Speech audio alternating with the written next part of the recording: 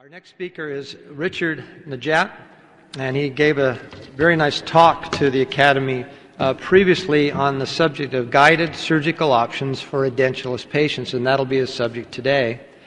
He got his DDS degree at NYU and then his periodontics degree at Stony Brook University. He's currently a faculty member at NYU, and he focuses his practice on 3D guided surgery and has published on this. I present you Dr. Nejat. Thank you, Dr. Jensen.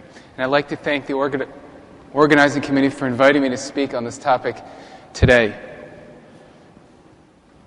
My focus is going to be on guided surgical options for the edentulous patient. This is my cat, Sushi. She obviously didn't think through how she was going to get out of the garbage when she put herself in there. And this relates to implant dentistry, the importance of planning and collaborating with the team to avoid these types of situations, especially in the fully edentulous patient. To translate the prosthetic treatment plan into the surgical treatment, some sort of guide needs to be made. And we have different types of guides available to us right now. One specific type is the non-limiting design, where you have flexibility in the final implant position, and the angulation can be adjusted by the surgeon throughout the whole process. But that in itself can bring some error in. The next type is a partial limiting design, where you'll have a pilot guide made for the initial drill, and then use the remaining osteotomies freehand, where it keeps costs down, but still introduces error if you don't follow your initial 2mm drill. The next type of guides are the completely limited design type, where the surgical guide has total control of angulation and depth, and you're restricted by the clinician. But the clinician is completely restricted. The first type is a model-based surgical guide, which was discussed a little bit by Dr. Glick, where we can do a model-based surgery where he used a stereolithic model he printed. You can do it off an initial model, do some bone sounding, or you can print a model and do model-based surgery and make a guide off of that. The other type is using a computer-milled surgical template, where you'll convert your radiographic template into a surgical guide.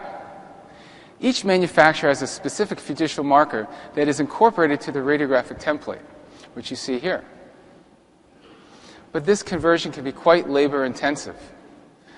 You'll take your radiopaque radiographic guide, you'll plan the case, then send the guide to the manufacturer or to the laboratory, and then they'll mill the titanium cylinders into your radiographic template to now have a surgical template.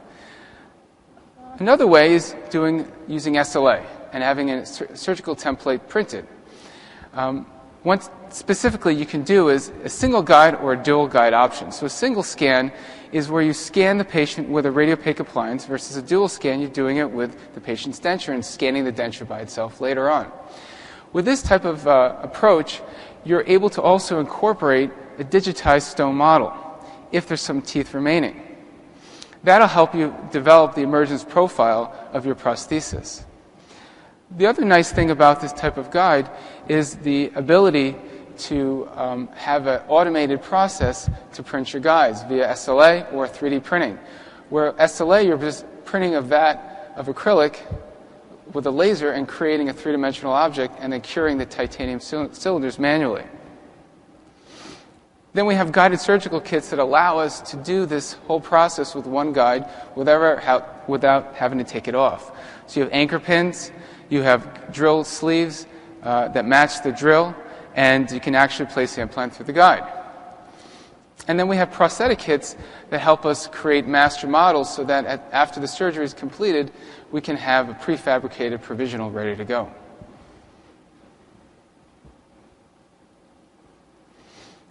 One newer thing that's being developed by the companies is being able to design and have virtual teeth in your planning software. The virtual teeth can match your radiographic template, or you can make some changes to it.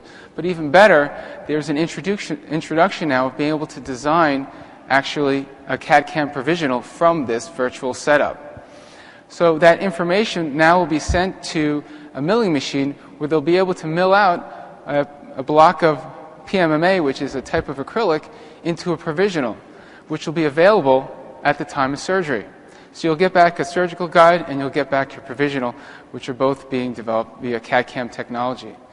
This provisional can be either screw retained or cemented. But as we've heard from the previous lectures, that this type of treatment is still not perfect. There is error. We all have to understand that there's error. A systemic review done by Schneider showed that there was, in his 8 articles, that there was an angular deviation of approximately an average of 5 millimeters, and about 1 to 2 millimeter average in deviation of the implant position. So the source of error, as Dr. Glick said, is primarily can come from the CT scan and can amplify throughout the whole process. So the resolution of the scanner, the patient positioning, patient movement, and even the algorithms of the software. The other source of error could be from if you fixate your template, if you don't fixate it. Using a silicone index to position the template is also critical.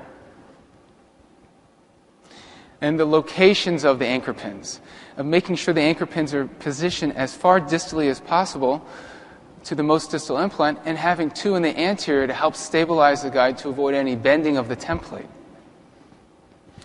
Another finding that was recently shown is smokers.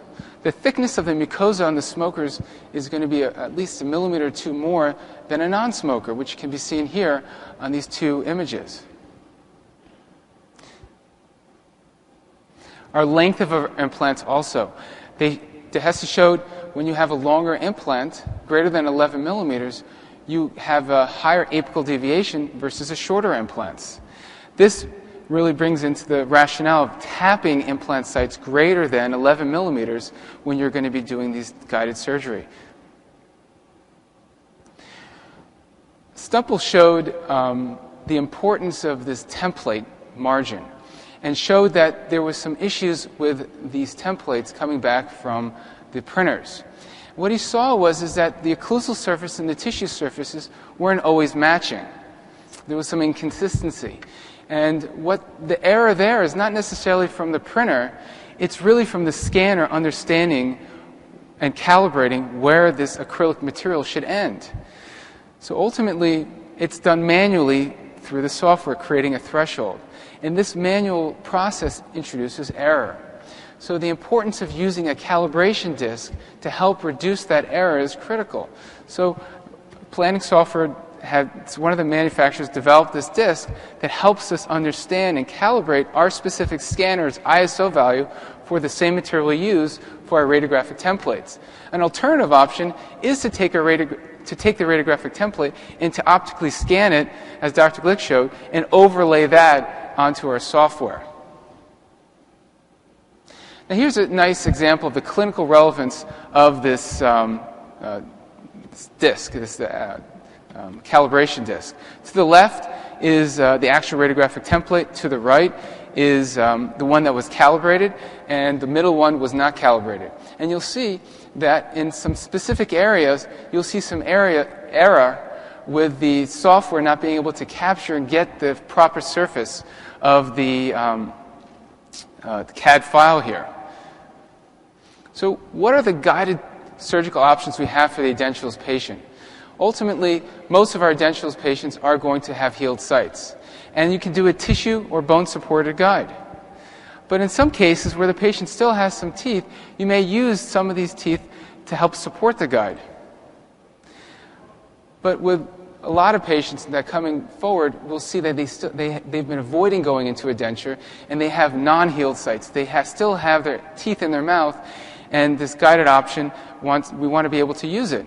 So one option is to do a bone-supported guide and use a bone reduction template first to reduce the bone, and then having a stable platform to place the actual surgical template. And the other type of template is a multi-piece radiographic template, which I presented a couple years ago at the AO meeting. This type of template allows for the ability to do guided surgery with extractions. So one case I'd like to discuss is a two-supported template where we use it for a serial extraction case. The patient had chronic periodontitis with pathologic migration of her teeth, And ultimately, the teeth were deemed hopeless. So what we wanted to do is keep 4 of the teeth and have a radio-opaque provisional fabricated so that we can create a computer-milled surgical template. We did a scan with her wearing this provisional. Then we took the provisional and sent it to the manufacturer, and they created a partial limiting surgical template design so that we were able to get the 2mm drill, and the rest of the implant surgery is done freehand. Then we were able to have the implants placed in the predictable fashion, replaced her provisional restoration. The patient was able to go back to get it restored once osseointegration completed. The next case is a patient with a lower jaw, healed site, where we took the patient's denture. We did a dual scan technique. There you see the fiducial marker. And then we planned for the placement of 4 implants. And what we wanted to do here was to have her also have an immediate restoration after the time of surgery. You'll see here we have the positioning of the implants, not the implants, but the pins in the most distal position, anterior position, to help keep the guide from moving at all during the time of surgery. From our CAD design, we were able to get our stereolithic template. That stereolithic template, using the kit available by the manufacturer, we were able to create a master model. And from that master model, we had a pre-manufactured provisional. The surgery, we always pay close attention to the patient's attached tissue, respecting that. And with this particular case, and a lot of our cases where the attached tissue is not tremendous, what we'll do is we'll make a little mark, remove the guide, then raise a mini flap, and then take the guide and adjust it on the buccal aspect of it so that the tissue can displace into that area when you prepare the remaining osteotomies and place the implant through the guide. So now our implants have placed, we've preserved the soft tissue, we have our abutments, and now we can reline the patient's provisional over the implants and have her leave with the restoration in place. You can see here with their post-op x-rays, we're able to really match up the case as close as possible. This next case is demonstrating the use of a tissue-supported template, but in an area where we didn't have a lot of bone volume in the posterior maxilla. We weren't able to tilt the implants medially, so we had to tilt the implants distal to the sinus, utilizing the bone and getting fixation into the pterygoid plate here. So we did the same design here with a mini flap, placed our implants. Specifically in this case, we didn't achieve primary stability on the upper right pterygoid implant, so we removed it and grafted it, and on the opposite side, we were able to show here on the cross-sectional slices how the implant was able to be precisely placed below the sinus into the medial wall of the pterygoid plate. A few months later, the other implant was replaced, and the patient, after osseointegration, will be ready to be restored. So with our non-healed sites, the cases that involve immediate extraction and immediate placement, the more complicated type of case, this multi-piece radiographic template becomes very helpful through the communication and treatment planning, and even through the surgery of this type of situation. So what you'll see here, how this radiographic template works, is that it has multiple pieces to it. It has a piece that goes over the vestibular area and then clips to help stabilize it. Then it fits around the teeth, but a very tight fit, so that when it's printed out, you have a very nice, a well-adapted, and well-seated surgical template. Then a second scan is going to be done with the template reassembled with the tooth portion in. So now we have the ability to see a digital wax-up of where we want the teeth to go so we can precisely plan and place the implants. This also gives us the ability to plan it in a two-dimensional fashion if any angled abutments need to be placed also. So we're planning the case in the best prosthetic location. So a case here to kind of show this process of this multi-piece radiographic template is where you have a patient with a high smile line. We have a decision to make. Do we want to reduce the bone or do we want to preserve the bone? In this particular situation, because the patient had an even smile line, we decided not to reduce the bone, to actually preserve it. And we extracted the 4 teeth, and we had the surgical template manufactured using our multi-piece radiographic template, and loaded only 6 of those implants to have a screw-retained provisional placed immediately. And designed the provisional to help manipulate the tissue to help within a few weeks you'll see it fill into the interproximal area and around the teeth to get a nice cosmetic result for the patient immediately in a day. What do we do with our high uneven smile line cases? With these types of patients, the importance of removing the bone is critical here. So this patient presented to our office obviously trying to avoid getting a denture. She did not want a denture. It was the last thing she wanted. And she had advanced periodontal disease. She had some perioendo disease, failing implant. Not a very good situation for her. A denture is definitely right around the corner. If it hasn't, it should have been done earlier. But ultimately, she didn't want to wear it. She wanted to see if there's any alternative options available to her.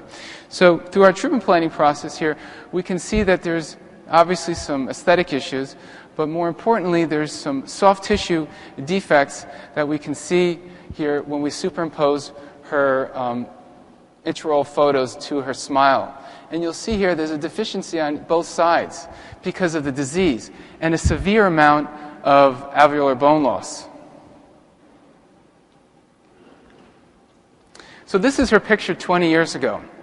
She really wanted to get her old smile back without getting a denture immediately. And that's a task that sometimes can be impossible, but it's something that we always have to strive for our patients. So she wanted that smile back. So how are we going to do it? Ultimately, this multi-piece radiographic template is going to help us treatment plan it to see if it's a possibility. So we take the understanding of this template is really that it's not just there to help us see the teeth. It also helps us calibrate the accuracy of how well it was seated in the patient's mouth. And you can see here where we rested over the patient's implant and where it rests over the mucosa, you can see how it's well adapted. That allows us to have a very well-fitting surgical guide at the time of the teeth are extracted because there's no support in the area where the teeth were taken out. It's all going to be based on those mucosal landmarks or any teeth that are remaining. So what we'll do is, one of the nice things also about this guide is that it allows us to capture the patient's smile line. So you can mark that smile line with some radiopaque material and then be able to see it in the scanning software. So now you're able to plan and position the implants so that the implants they'll be placed at the right depth and you'll know how much bone to reduce. It also helps us position the implants if we're going to be using angled abutments. You can see in the cross-sectional reslices the ability to see an angled abutment and make sure the screw axis hole is precisely in the right spot and have it approved by the restorative doctor. In addition to finding where there's not a lot of bone, to finding the best bone or any available bone for any of these types of immediate loaded type of cases. So we have our 3D printed guide. We're able to retrofit it with the ultracast technique to get the analogs into the right depth and angulation, create a provisional cast metal reinforced provisional restoration where we extended with the resin, the red resin, the ability to reposition it in a repeatable fashion, remove the teeth age dramatically, put the guide on, have the guide come off, have our implants placed, but now use the patient's provisional to help us reduce where we need to the soft tissue and bone. We'll remove the palatal extension and then finish the case and have the patient able to leave the office with a nice aesthetic restoration. But the big question here is, were we able to achieve what she asked? Get her old smile back? Well, with the photos that she provided us, a great team with a laboratory that really respects this, we're able to get back very close to what she had before. All with an extraction case and guided surgery. All through this planning process. You'll see we tilted one of the implants. She left with a very nice restoration and never had to go into a denture and be able to provide her with something that's ultimate in what we have available for us now in implant dentistry.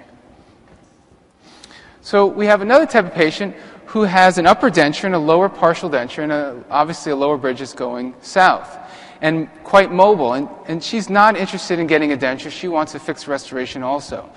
So in this particular situation, you see she has a healed site in the posterior, but in the anterior, she has this mobile bridge. So what we thought here is to use these temporary anchorage devices that are used in orthodontics to be used to help stabilize the anterior portion of this radiographic template in addition to the surgical template. What we did is we developed some copings here that fit, acrylic copings that will fit over the head of these TADs so that we can remove them when she doesn't need them and place them back in when we need them for any impressions or for the seating of the radiographic guide or the surgery. Here's our case plan where you'll see it extending over those areas, and the implants were placed, immediate load restoration, and the patient was able to leave with a new denture and a new lower restoration at the time of surgery. We have now a patient of mine who's a professor, and this professor, she has a partial and an anterior bridge. She is super phobic in the sense that her teeth would fall down during lectures, and she did not want to have any type of denture. Main problem with her case was that her anterior teeth were all decayed out, and they were not really restorable at all. The other problem was that she wanted conventional all-in-4 dentistry, and as you can see here, it's not really an option for her either. The only option for her was zygoma implants. So in this particular case, we used a combination of we used our multi-piece radiographic template to allow us to place fully guided anterior implants and partially guided zygoma implants. So what we did is remove the teeth. We kept the molar to help keep the guide stable and to help make sure it seats in a repeatable fashion. Placed our anchor pins. Place the anterior 4 implants in a fully guided fashion, remove the guide, and now we're ready to place the zygoma implants, but by raising a flap. The 2 zygomas were placed. We got closure, had our temporary abutments placed, had our pre-manufactured provisional restoration with a cast metal framework able to be seated at the time of surgery. So we relined that over the implants and had the patient leave with a fixed restoration. This is her post-op x-ray, and this is 1 year later. We see the implants nicely integrated and the ability to have her come in with a very tough situation, leave with a nice provisional, and finally have her final restoration in her mouth. So what we've done is we've compiled the cases that we've done with this technique, and we've placed 232 implants with about 174 essentially into fresh extraction sockets with 7 non-integrated implants. With a good distribution using multiple different systems, we achieved a 97% success rate with a greater than 1 year follow-up, with 75% of our implants placed into extraction sockets with no prosthetic failures. So what are the advantages of this type of multi-piece radiographic template? It allows for the ability of a 3D digital wax-up that could be superimposed over the patient's CT scan. So you're able to see the patient's existing teeth and the future teeth, and if you need to make any changes, you can do it at that time. You can do guided surgery into fresh extraction sites. You can reduce your provisional complications with a stronger, thinner, immediate provisional, and there's no same-day lab appointment needed. You can preserve the hard and soft tissue when indicated or remove it when it's indicated. The plan can be used to place angled implants in a semi-guided or fully guided fashion. One of the important complications that we always have to be aware of is not overheating our drills, making sure we respect the soft tissue by using that mini flap technique which I showed.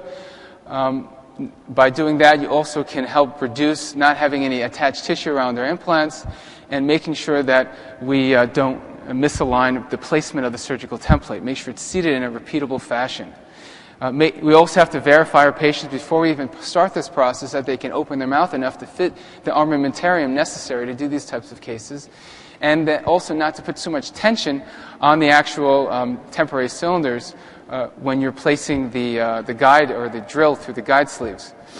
Fracture of the surgical template, again, doing things in a very methodical, gentle fashion, and not over-torquing the implants when you're placing them into the surgical guide and torquing or tearing or stripping this anti-rotational element of the implant. Conclusions: with every case, we always have to have appropriate patient selection. You have to have the surgical experience, and guided surgical experience is critical. You need to analyze the patient's smile line. We always need some sort of restorative guide that could help us bridge it to a surgical treatment. And more importantly, understanding that the mucosa of the patient will vary depending on different situations, especially in our smokers, where we might need a greater than 2 millimeter safe zone, close to a 3 to 4 millimeter safe zone, and cannot alter the plan with these types of cases. There's a compounding effect on the error too. So it's very, very important that when we have the error, we have to make sure we minimize it from the very beginning because it will compound itself over time. I want to thank you for your attention and time.